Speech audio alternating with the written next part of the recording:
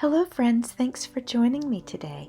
Today is Tassel Tuesday, and I wanted to let you know that this is an open collaboration, so if you'd ever like to join in, please feel free to do so. Just use the hashtag Tassel Tuesday in your video title. Also, please check out our other collaborators. You will love their tassels. We always come up with different things and different themes and different sizes and shapes, and it's a lot of fun. So check them out. They will be in my description box. I have received a custom order to create a tassel that is of the Gothic style. So what I'm doing here is I am putting together some black lace, and that's going to be our base for this tassel. Now my customer wants it to be super long, so I am actually, this is the floor that you're seeing. This is my floor because this tassel is so long and I needed lots of space.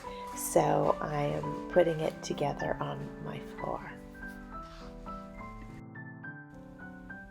She requested black, burgundy, and gold as far as the colors go.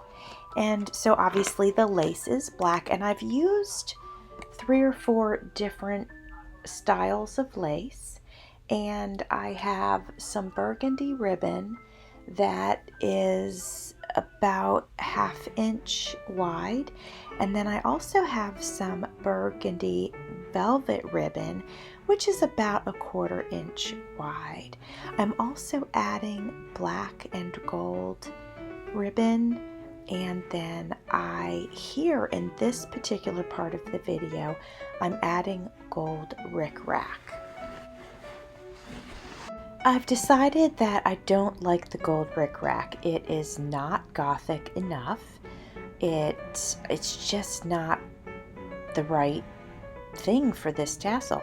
So I will go ahead and I open the tassel back up, and I'm adding this vintage gold trim that I have, and it is absolutely perfect. Alright, so I am going to go ahead and tie this together. I feel much better about changing out the gold, and then we're going to go ahead and take a little while to add some embellishments. There's a spot on my camera stand, and it's actually made to put a weight there to keep it steady, but I am using it to hang the tassel. So that's what you see there at the bottom of your screen is my tassel hanging. But that way I can look at it and see where I want to hang the embellishments.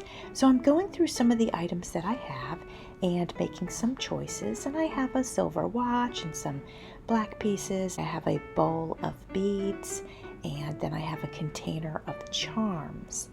And in that container of charms I've got a clock and some gears. I do not end up using the gears because this is Gothic, not steampunk. I've got this wooden key which I do end up using. It's pretty cool. So now I'm just going to go ahead and take my eye pins, and I'm beading some black beads. I have a combination of black beads, like a grayish pearl bead, some white pearl beads, and then also some very, very deep red. Hi friends, this is the tassel that we've been working on, and it, just so that you know, it measures about 1.5 feet long. And this was a special order, and she wanted it to be long, so I did it in layers, and so it's not super thick at the bottom because I did some of the layers shorter and then had it just lace at the bottom. I just wanted it to have a certain look when it was hung, or if it's hanging on a book and this part's laying on the table, it'll just pile nicely onto the table and won't be like a mass of material. So that's why I did that. And I would like to show you the bling that I put on. So as you can see, it's made of black lace, and so we've got some black and gold ribbon. You know, I was going to go with the gold rickrack, and you guys saw that, but I couldn't do the rickrack. I had to switch over to this gold ribbon, which is actually vintage, and I absolutely love it. So then I had some burgundy velvet ribbon, and then I had some wider burgundy ribbon, and then there's several different types of lace in here. I think you saw the lace in the beginning of the video, so I won't go through and pull each one of those out. We'll just go ahead and get into the bling. So what we've got is, I had some gold chain. All right, so on the gold chain, I have added some beading, and I'll try to take some still shots so I can get up close for you. I've got a clock here that's brass. We wanted to really lean more towards the gold, but this is just great. If she doesn't like it, she can take it off. It's on just a little jump ring, so no problem, but I do think it fits. We've got some black beads, and almost like, this is kind of like a gray bead in between.